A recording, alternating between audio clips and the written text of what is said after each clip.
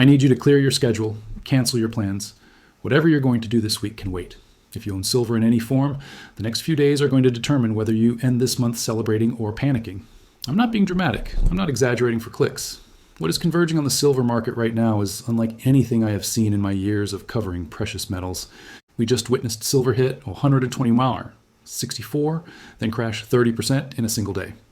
Now, as of February 1st, silver is trading around $85 to $90 per ounce, and the market is at a critical decision point. Multiple catalysts, multiple decision points, multiple forces colliding in a window measured in days, not weeks. The moves that happen between now and the end of this week could set the direction for silver for the rest of the year, maybe longer. And most silver owners have no idea what is coming. This is serious. Welcome to my channel, Currency and Currency. I break down the financial moves that mainstream media misses or deliberately ignores. If this video helps you navigate what is coming, hit the like button immediately. Subscribe if you want to stay ahead of critical market moves. I recorded this video the moment I realized what was happening. I did not wait for optimal timing because timing matters. And right now, time is running out. What I am about to share with you is a convergence of events, data releases, technical levels, and market dynamics that are all hitting the silver market within the next few days. Any one of these factors alone would be significant. All of them together creates a pressure point that could explode in either direction. By the end of this video, you will understand exactly what is coming. You will know what to watch for, and you will be able to make informed decisions before the moves happen, not after. What just happened? Before I explain what is coming, you need to understand what just happened because it sets the stage. On Thursday, January 29th, 2026, silver hit an all-time record high of $121.64. The white metal had been on an unprecedented 9-month winning streak, up over 170% from the previous year. Euphoria was everywhere.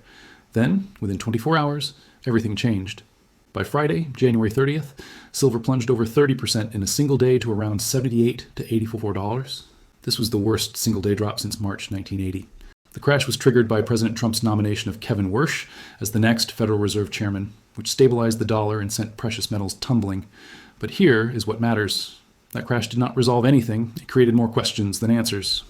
As of today, February 1st, silver is trading around $85 to $90.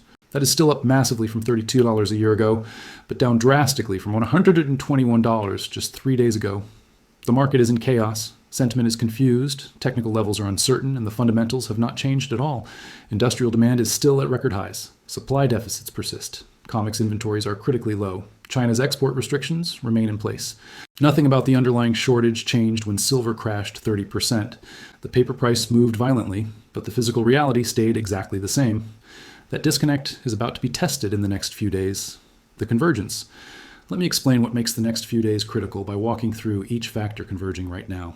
Factor 1, critical technical levels.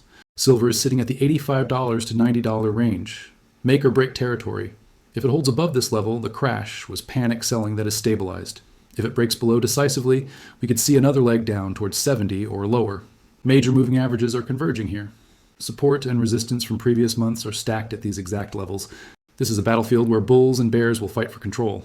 The next few days determine whether this holds or breaks. Factor 2, February jobs.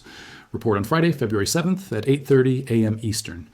The January employment report is one of the most important economic releases of the month. Markets expect moderate job growth, around 150,000 to 175,000 jobs added. But here's why this matters for silver. The jobs report directly impacts Fed policy expectations. Stronger jobs data supports a stronger dollar and delays rate cuts. Weaker jobs data revives rate cut expectations and weakens the dollar.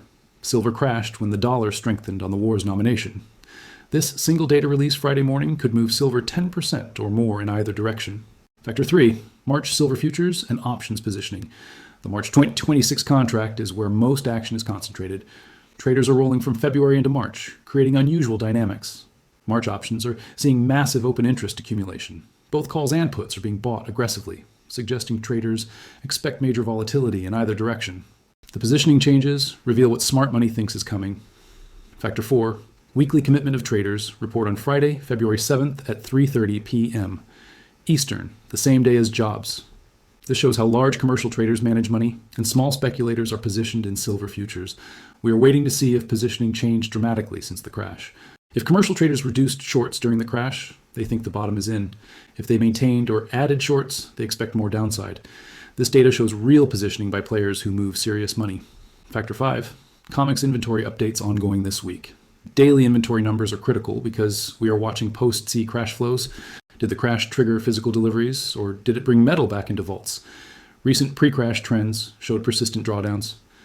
45 million ounces withdrawn in 7 days in early January.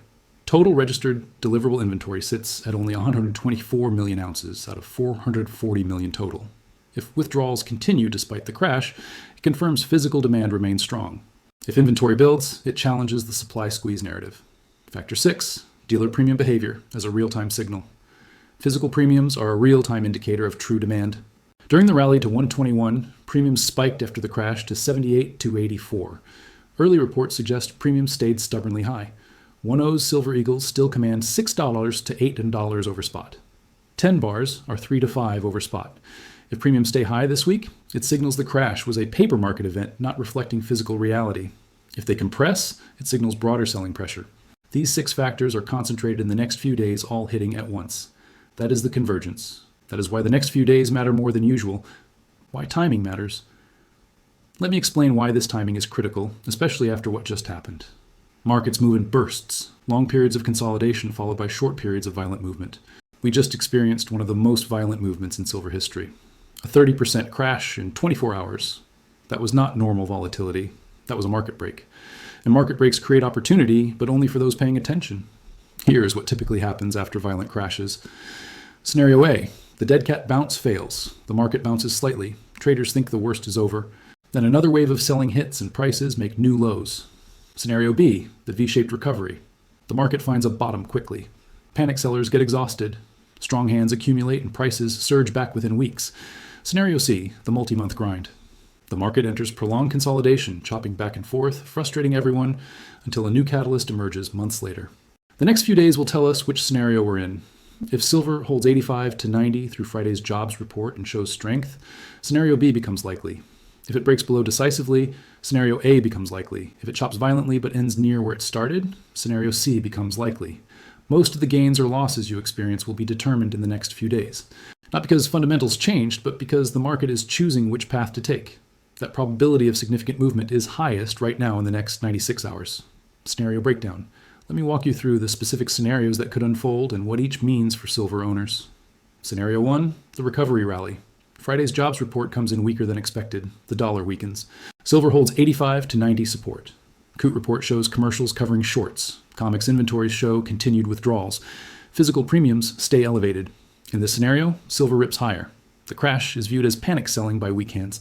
The move could be 15, 20%, even more within days. We could see silver back at 100 to 110 by mid-February, probability 30%. Scenario 2, the double bottom disaster. Friday's jobs report comes in stronger than expected. The dollar strengthens further. Silver fails to hold 85 to 90 support. COT shows commercials maintaining or adding shorts. Inventory data shows unexpected builds. In this scenario, silver drops hard again. Another leg down towards 70 to 75 happens quickly. Support levels get violated. Panic selling resumes. Leveraged donors get liquidated again. Only strong hands can hold through. Probability 25%. Scenario 3, the choppy hell. Friday's jobs report is mixed or in line. Some catalysts are bullish, others bearish. They partially offset. The market swings wildly but ends the week near where it started. This is frustrating for everyone. Bulls and bears both get whipsawed. Volatility is extreme, but direction is unclear. Silver might trade between 80 and 95 all week without resolution. This might be the most painful outcome because it damages positions without providing clarity. Traders get stopped out on both sides. Conviction gets tested. Probability 35%. Scenario 4, the bear trap, then squeeze. This catches most people off guard. First, silver drops below 85 early in the week. Stop. Losses trigger. Headlines scream about another crash. Weekend sell. It looks like scenario 2. Then Thursday or Friday, something shifts. Maybe weak jobs data. Maybe COMEX inventory shows massive withdrawals. Maybe physical premiums spike. The buying comes in hard. The move reverses violently. Prices surge past where they started. Those who panicked sold or left behind. Those who held or bought the dip are rewarded massively. Shorts get squeezed. Probability 10%. These probabilities are my estimates based on current information, not predictions. But having a framework is better than being blindsided. Historical parallels. Let me show you what happened when silver experienced similar violent crashes before. March 1980, the Hunt brothers crash.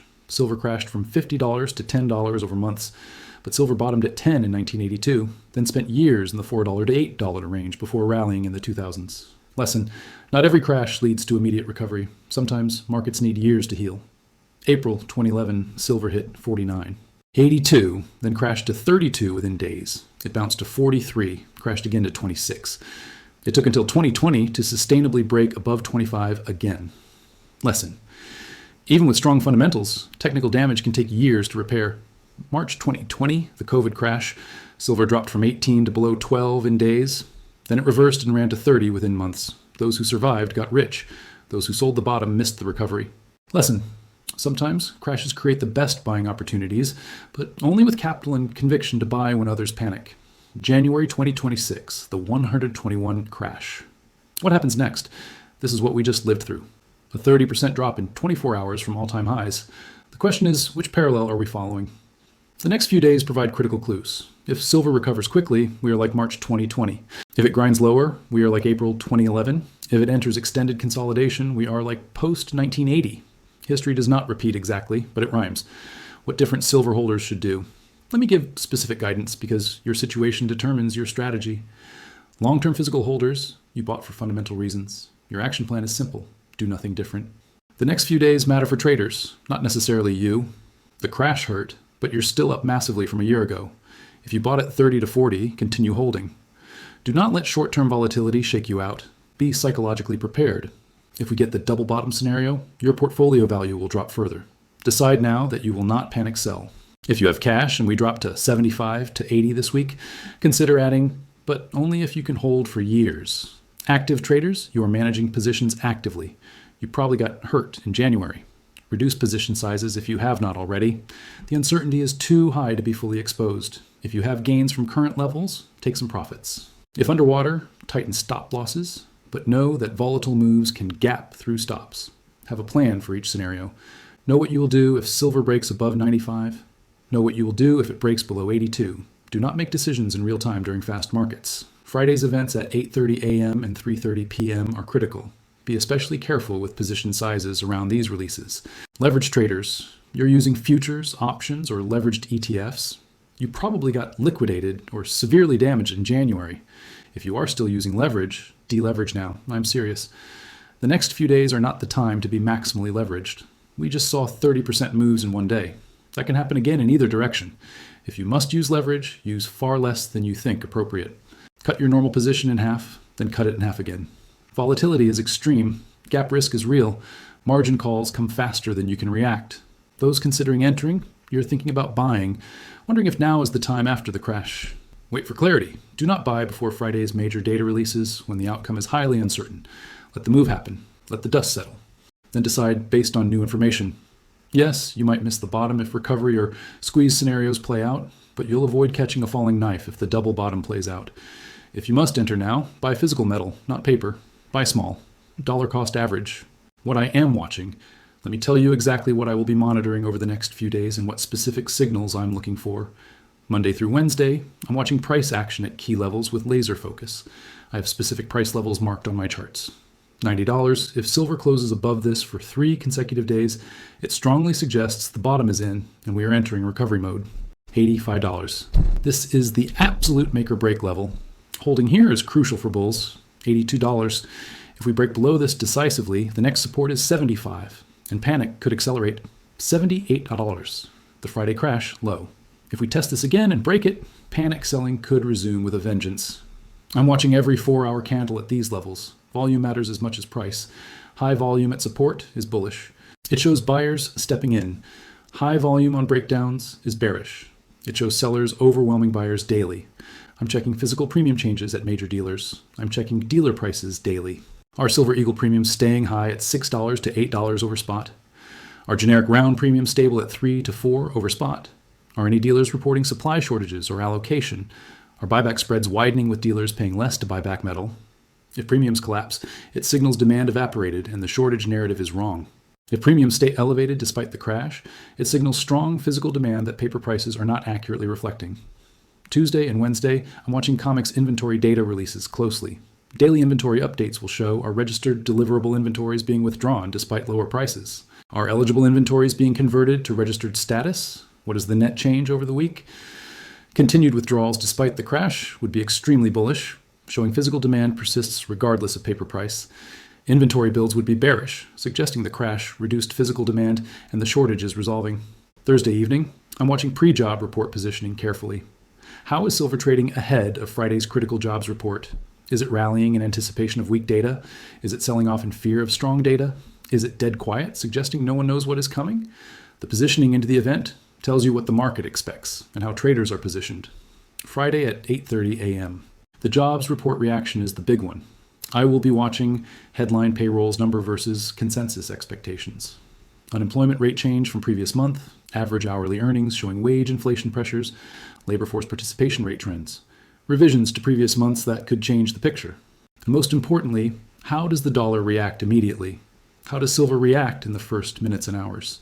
If silver spikes on weak data, scenario 1 is playing out. If silver crashes on strong data, scenario 2 is playing out. If silver does nothing meaningful, scenario 3 is playing out. Friday at 3:30 p.m., we get the COOT report. After the jobs report, dust settles, we get the critical positioning data. Did commercials cover shorts during the crash? Did managed money liquidate longs? Did small speculators panic sell? What is the current net positioning across all categories? This tells us who owns silver now and what their conviction level is. It reveals whether smart money thinks the bottom is in or more downside is coming. I will be more engaged with markets over the next few days than usual. Not to trade impulsively, but to stay informed and vigilant. Information allows better decision. M, the psychological challenge. Let me prepare you for what the next few days will feel like. Because the psychological challenge might be harder than the financial one. If you held through the January crash, you are already traumatized. You watched 30% of your position value disappear in one day. You are still processing that. Your confidence is shaken. Your conviction is being tested. Now you have to watch the market potentially do it again this week, or rally back and make you wish you bought more at the lows. Either outcome is psychologically difficult. If you sold during the crash, you're dealing with regret. You panic sold at 78 to 84. Now silver is 85 to 90. You might have sold the bottom. You're hoping for another crash to get back in lower. You're also terrified that the recovery rally leaves you behind. If you bought the dip, you're on edge. You thought you were getting a great deal at 80 to 85. Now you're not sure. If silver drops more, you will feel stupid. If it rallies, you will feel vindicated. The uncertainty is agonizing. Regardless of your position, the next few days will test you emotionally. Your brain will tell you to do something, to trade, to hedge, to exit, to add. These impulses will be strong. Here's my advice. Make your decisions before the moves happen. Decide now what you will do in each scenario. Write it down if you have to. Then, when the emotions hit, you follow your pre-made plan instead of your real-time feelings. This is easier said than done. I know because I struggle with it too. But traders who let emotions drive decisions during volatile periods almost always regret it. The market is designed to transfer wealth from the emotional to the rational, from the impulsive to the disciplined, from the reactive to the prepared. Which side will you be on? My personal positioning. Let me be transparent about my own positioning going into this critical week. I hold physical silver that I am not touching. This is my long-term position based on fundamental beliefs about the monetary system and industrial demand. The January crash hurt on paper, but my reasons for owning this metal have not changed. I bought for years, not months. I took some profits during the rally between 100 and 120. I wish I had taken more, but I took some. That cash is now sitting ready to deploy if we get another extreme dip this week. I have no leverage positions, zero. The January crash proved beyond any doubt that leverage in this market is suicidal. I would rather have a smaller position that I can hold forever than a larger position that could get liquidated in a single day. I'm emotionally prepared for continued volatility. I have accepted that my portfolio value might swing 15 to 20% over the next few days. I have made peace with that. I will not make emotional decisions based on short-term moves. I am paying very close attention, more than usual, checking prices multiple times per day, reading data releases as they come out, monitoring sentiment in real time, not obsessively but consistently. If we get scenario 1, the recovery rally, I will add to my physical position on any pullbacks. If we get scenario 2, the double bottom, I will deploy significant capital at lower levels. If we get scenario 3, choppy hell, I will wait patiently for clarity. This is not financial advice. This is transparency about my own approach. Your situation is different. Your risk tolerance is different. Make your own decisions, but make them consciously, not reactively. What happens after the convergence? Let me look beyond the next few days because the convergence will pass and we will have new information. If scenario 1 plays out with a recovery rally, the path forward becomes clearer. Silver regains momentum, confidence returns. The narrative shifts from crash to healthy correction. The challenge becomes avoiding greed and managing a winning position. The next targets would be 100, then 110, then back toward the January highs. If scenario 2 plays out with a double bottom, the challenge is different. Do you hold through more pain? Do you add to your position at lower prices? Do you cut losses and walk away? These are difficult decisions that require clear thinking. Remember, the fundamentals have not changed. Industrial demand is still at record levels. Supply deficits persist. China's export restrictions remain. A lower price does not change these facts. It just tests your conviction. If scenario 3 plays out with choppy hell, we wait for the next catalyst. The market needs more information before making its decision. Patience becomes the key virtue. The ability to do nothing while the market thrashes around becomes a competitive advantage. This could last weeks or months. It is frustrating, but it is also an opportunity to accumulate more physical at relatively stable prices before the next major move. In any scenario, remember this: the fundamental picture has not changed. Industrial demand is still growing. Supply is still constrained.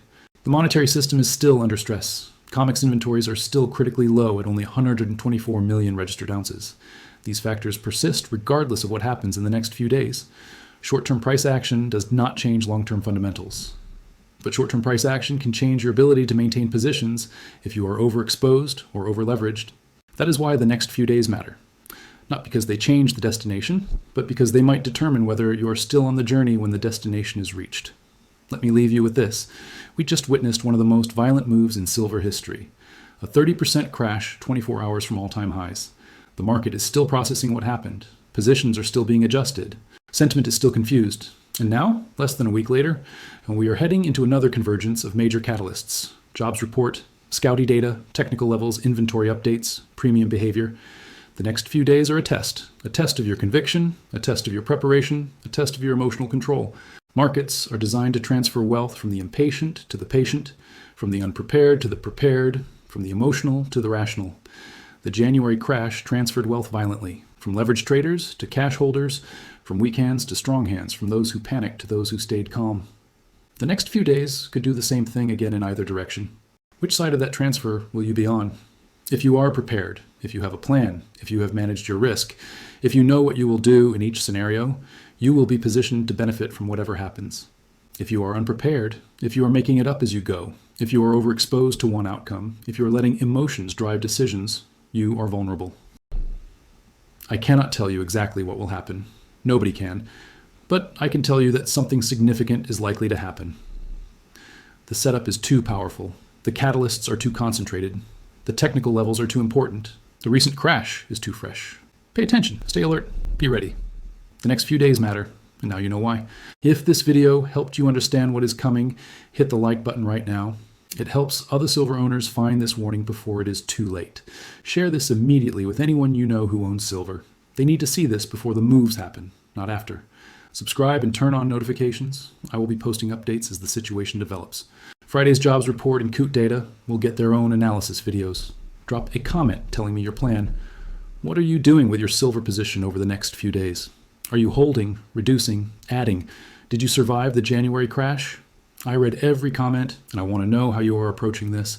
The convergence is coming. The moves are coming.